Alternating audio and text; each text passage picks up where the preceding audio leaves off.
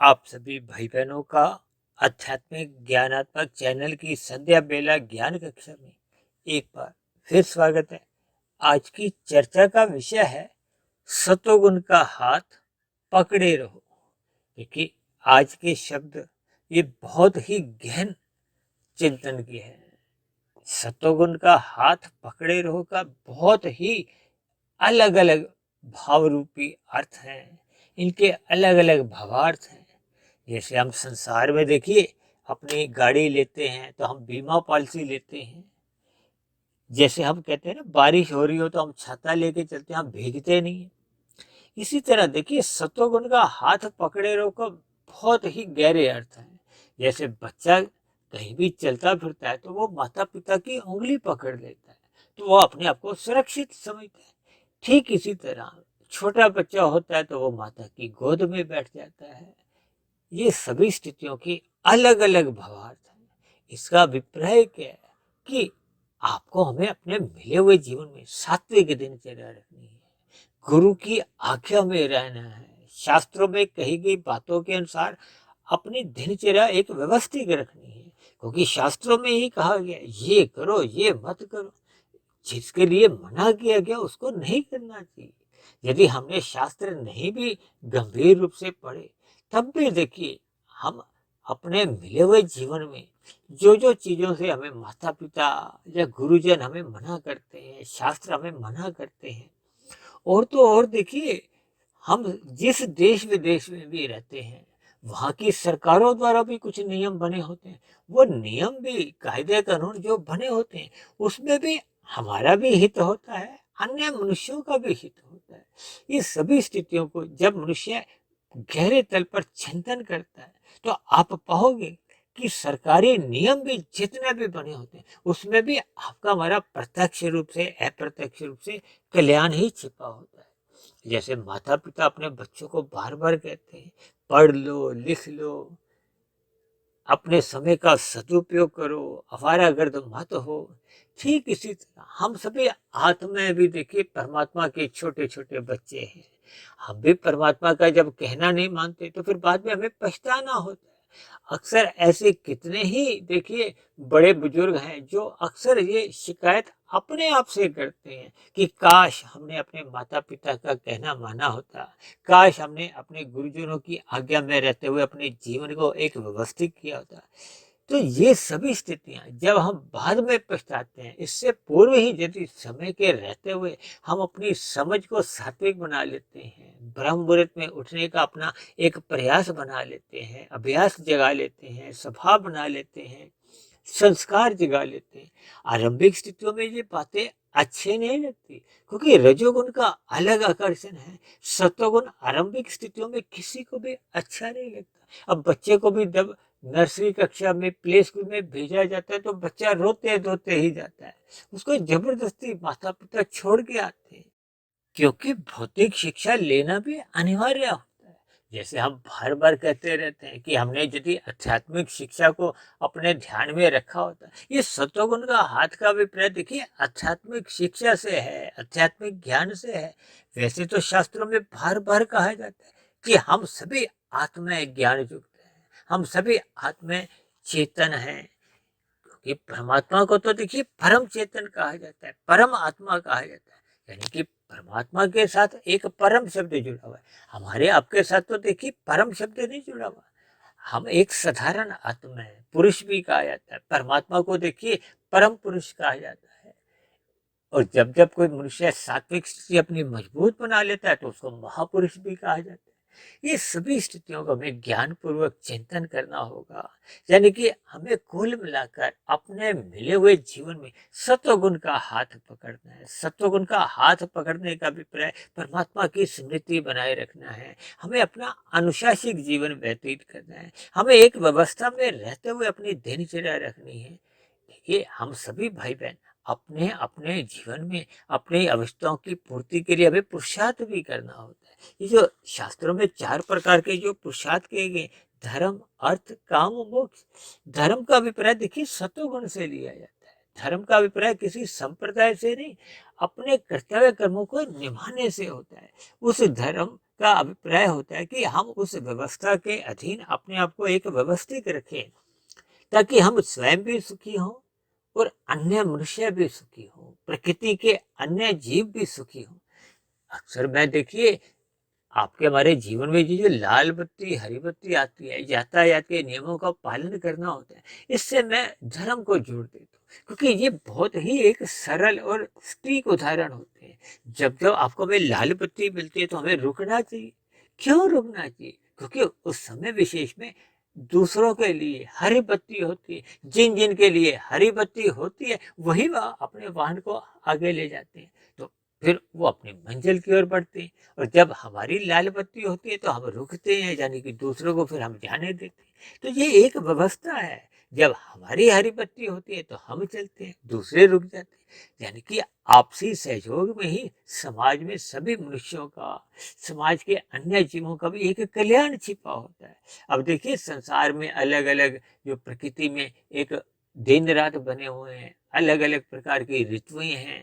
कभी कभी हम सोचते हैं कि प्रकृति में देखिए सदा गर्मी बनी रहनी चाहिए, कभी हम सोचते हैं कभी हमेशा सर्दी बनी रहना चाहिए। लेकिन परमात्मा की एक व्यवस्था में गर्मी सर्दी, ये जो जो जो स्थितियां भी प्रकृति में अपने आप बनती हैं, उसमें हम सभी का एक कल्याण छिपा होता है। देखिए प्रकृति में केवल मनुष्य ही तो नहीं है, 84 लाख प्रकार की जोनियां हैं। अब 84 लाख प्रकार की जोनियों में तो देखिए 30 लाख तरह के पशु हैं, 10 लाख तरह के पक्षी हैं, 11 लाख प्रकार के कीड़े मकोड़े हैं, 9 लाख तरह के एक जल में रहने वाले जीव जंतु हैं, और 20 लाख तरह की वनस्पति है। ये सभी के सभी देखिए 80 लाख प्रकार की। और फिर मनुष्य जोनी है, मनुष्य से ऊपर की जोनी है। मनुष्य और मनुष्य से ऊपर की सभी जोनियों को ही मनुष्य जोनी कह दिया जाता है। एक साधारण अर्थों में ये 4 लाख, यानी कि कुल मिला के 84 लाख प्रकार की जोनियां। ये सभी स्थितियों में देखिए प्रकृति के 3 गुणों की स्थितियां आती हैं, तमोगुण, रजोगुण और सतोगुण। मनुष्य जोनि को देखिए रजोगुणी कहा जाता है, मनुष्य से ऊपर की जोनियों को सतोगुणी कहा जाता है, और मनुष्य से नीचे की जोनियों को तमोगुणी कहा जाता है। यहाँ तमोगुणी का अभिप्राय क्या है कि उनमें तामसिक वृत्तियां अधिक होती है, कि प्रकृति में 3 गुण हैं और ये तीनों गुण नित्य बने रहते हैं। तो इसका अभिप्राय क्या है कि एक गुण विशेष एक स्थिति विशेष में प्रधान होता है, दूसरा गौण होता है, और तीसरा अति गौण की स्थिति में होता है। इन सभी स्थितियों को हमने देखिए अंकों से भी परिभाषित किया है। तमोगुण को 1, रजोगुण को 10 और सतोगुण को 100। इसी सूत्र के आधार पे हम विशुद्ध सतोगुण, आत्मा और परमात्मा को 1000 से भी जोड़ देते हैं। ये केवल समझने मात्र के लिए है, ताकि हम परमात्मा से जुड़े। ये रजोगुण और तमोगुण की स्थितियों का आपको हमें ज्ञान हो, क्योंकि तमोगुण और रजोगुण को अक्सर देखिए शास्त्रों में भी बार बार कहा गया है कि इनसे एक मर्यादा तक ही जुड़ना चाहिए। और शास्त्रों में तो यहाँ तक भी कहा गया कि रजोगुण के प्रति उदासीन रहो। इसका विशेष अर्थ ये है कि हमें प्रकृति के जो 5 भोग्य विषय हैं, गंध, रस, रूप, स्पर्श और शब्द, इनका हमने एक मर्यादा तक ही संग करना है।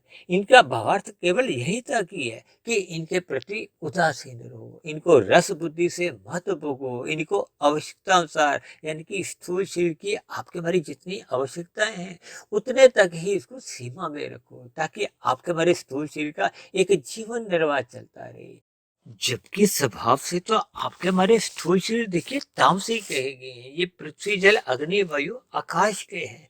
ये पृथ्वी जल अग्नि वायु आकाश का अभिप्राय तामसिक तत्वों से है, और इसके जो सूक्ष्म भूत है जिनके कारण ये एक अस्तित्व में आते हैं, देखिए वो है सूक्ष्म तत्व। गंध, रस, रूप, स्पर्श और शब्द।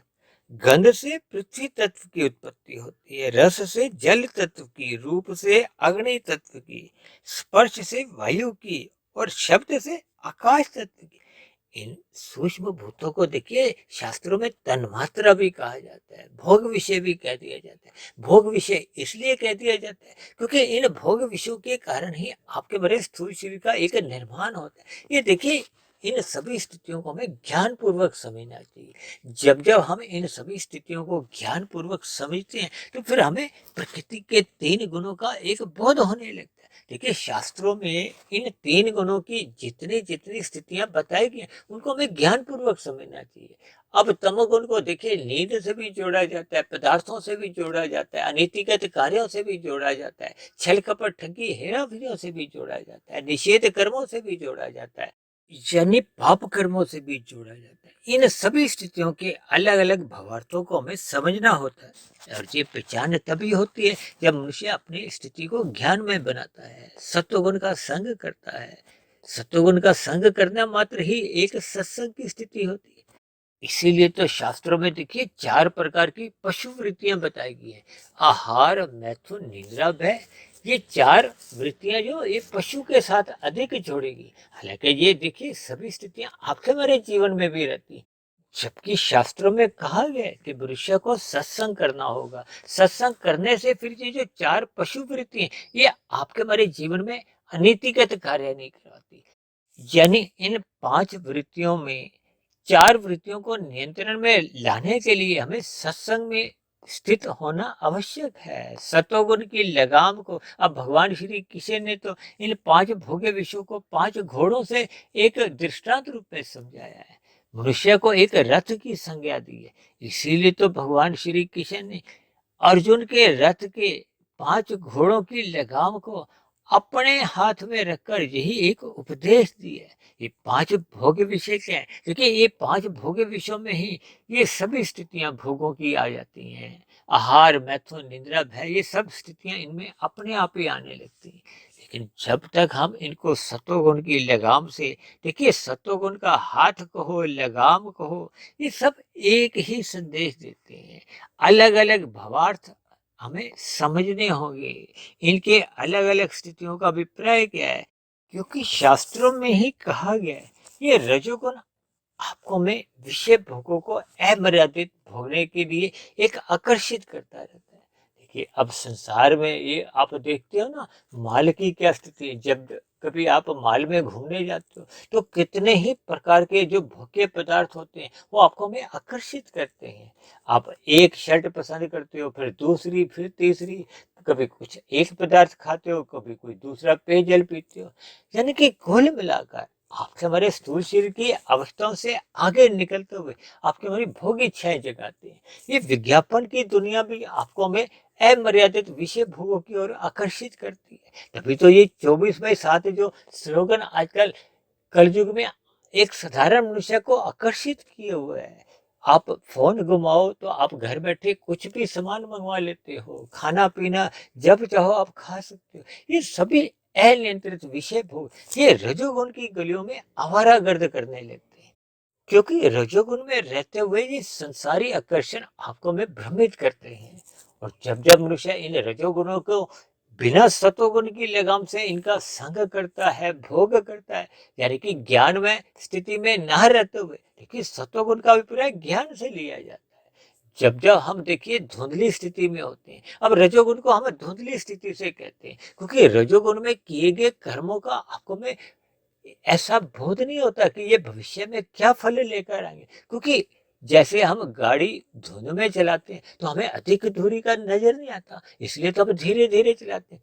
और यदि हम धुंध में भी गाड़ी को भगाएंगे तो दुर्घटनाएं होंगी। ये दुर्घटनाओं का होना क्या है कि तमोगुण में गिरना। जब जब मनुष्य के विषय भोग या रजोगुण अमर्यादित होने लगता है, आवारागर्द होने लगता है, तो मनुष्य तमोगुण की गलियों में गिरता है, वो पाप कर्म करने लगता है। उसके व्यवहार में अनैतिक क्रियाएं होने लगती हैं, अनैतिकता उसके व्यवहार में पनपने लगती है। ये सभी स्थितियां आपका हमारा पाप कर्मों का कर्माशय बढ़ाने लगती है। तो ऐसी स्थितियां निरंतर बने रहने से फिर मनुष्य की भरते समय संचित कर्मों में पुण्य कर्मों की तो न्यूनता रह जाती है, और उसमें फिर एक विशाल अनुपात पाप कर्मों का होता है जो मनुष्य को भरने के बाद अधोगति की स्थितियों में धकेल देता है, नीचे की जोनियों में जन्म लेने को बाध्य कर देता है। ऐसे नीचे की देखिए कितनी ही जोनियां जिनके नाम सुनने मात्र से हम भयभीत होते हैं, लेकिन हम अपने मिले हुए जीवन में सत्संग नहीं करते, सतोगुण का हाथ नहीं पकड़ते, शास्त्रों का अध्ययन नहीं करते, रात को हम देरी तक जागते रहते हैं, मोहनात्मक स्थितियों का अधिक संग कर बैठते हैं। ये मोहनात्मक स्थितियां फिर दिन में जब रजोगुण की स्थितियां होती हैं तो हम अपना अमर्यादित स्थितियों द्वारा, अमर्यादित क्रियाओं द्वारा, छल कपट, ठगी, हेरा फेरियों द्वारा हम उन विषय भोगों की प्राप्ति के लिए अनैतिक कार्य करते हुए अधिक से अधिक धन संग्रह करते हैं। यानी कि आपके हमारे जीवन में जब लाभ लोभ का रूप धारण कर लेता है, फिर लोभ ही एक समय विशेष के बाद संग्रह की स्थितियों में हमें धकेल देता है। ये सभी स्थितियां आपका हमारा पाप कर्मों का कर्माशय बढ़ाती है। इसीलिए बार बार विभिन्न स्थितियों में बार बार कहा जाता है कि सत्वगुण का हाथ पकड़े रहो, अपने जीवन को अनुशासित रखो, व्यवस्थित रखो, रात को जल्दी सो जाओ, सुबह ब्रह्म मुहूर्त में उठ जाओ। ये सभी स्थितियां एक सत्वगुण का हाथ पकड़ने के बराबर ही है। अब देखिए, कुछ देर पहले हमने एक चर्चा की थी ना, सुखों में नहाना नहीं, सुखों में नहाना नहीं को हमने देखिए एक संगल के साथ भी जोड़कर बताया था। जैसे हम देखिए गंगा नदी के आसपास जब स्नान करते हैं, अब हम संगल को यदि पकड़ के रखते हैं तो फिर हमारा आपका डूबने का एक स्थितियां नहीं बनती। ये संगल का अभिप्राय देखिए सत्वगुण से ही लिया जाता है, सात्विक स्थिति से ही लिया जाता है, ज्ञानमय स्थितियों से लिया जाता है। लेकिन जब जब हम परमात्मा की सम्मुखता करते हैं, परमात्मा की स्मृति बनाए रखते हैं, तो आपका हमारा ज्ञान आवृत नहीं होता, क्योंकि परमात्मा अनंत स्वरूप सत्ता है, आनंद में ज्ञान नित्य बना रहता है। यानी कि जब जब हम परमात्मा की सम्मुखता करते हैं तो आपको हमें आनंद भी मिलता है, और आपका हमारा जो एक निजी गुण ज्ञान का है वो बना रहता है, उसमें किसी भी प्रकार का कोई हरास्य नहीं होता। और जब जब हम प्रकृति के विषय भोगों का संग करते हैं, भोग करते हैं, अब प्रकृति तो देखिए जड़ है, जिस वस्तुओं का, पदार्थों का, क्रियाओं के साथ हम जुड़ते हैं वो जड़ है, वो जड़ अपना प्रभाव दिखाती है। कहते हैं ना, जैसा संग वैसा रंग। अब प्रभाव वो क्या होता है कि आपका हमारा ज्ञान में स्थिति वो धुंधली होने लगती है, वो एक आवरण की स्थिति में, यानी कि मल रूपी एक, जैसे कहते हैं ना, छाया बनती जाती है। इसीलिए तो बार बार कहा जाता है कि तमोगुण का संग मात्र एक नींद के लिए करना चाहिए, और रजोगुण का संग मात्र अपने स्थूल शरीर की आवश्यकताओं की पूर्ति तक के लिए करना चाहिए। क्योंकि स्थूल शरीर एक साधन है। साधन का अभिप्राय, जैसे आपकी हमारी गाड़ी है, ये आपको हमें मंजिल तक तभी पहुंचाएगी जब गाड़ी ठीक ठाक होगी। अब मंजिल के परमात्मा को पाना, इसलिए तो चार पुरुषार्थों में प्रथम पुरुषार्थ धर्म को कहा गया है। यानी कि अर्थ को और काम को हमने धर्म की चार दीवारी के अंदर अंदर ही प्राप्त करना है। तभी तो आपका हमारा जो एक लक्ष्य है परमात्मा को प्राप्ति का, मोक्ष का, तो फिर हम उस लक्ष्य की प्राप्ति कर पाते हैं। इन सभी बातों को हमें ज्ञान पूर्वक समझना होगा। अपने मिले हुए जीवन में सभी अनुकूल प्रतिकूल परिस्थितियों में सत्वगुण का हाथ पकड़े रहना होगा। तो ऐसा सत्वगुण का हाथ आप भी पकड़ें, आध्यात्मिक ज्ञानात्मक चैनल से भी जुड़े रहें, ब्रह्म मुहूर्त में उठते रहें, इन सात्विक वीडियो को सुनने का अपना एक स्वभाव बनाएं, ताकि दिन में जब रजोगुण की स्थितियां आती हैं तो उन स्थितियों विशेष में हम बिगड़ने ना पाए, उन विषय भोगों की गलियों में गिरने ना पाए, ताकि आपका हमारा जो जीवन में एक तमोगुण की जो एक मर्यादा है वो केवल एक नींद रूप में हम उसका संग करें। तो ऐसी सभी शुभ स्थितियां आप सभी भाई बहनों के जीवन में भी एक व्यवस्थित रूप से बनने लगे।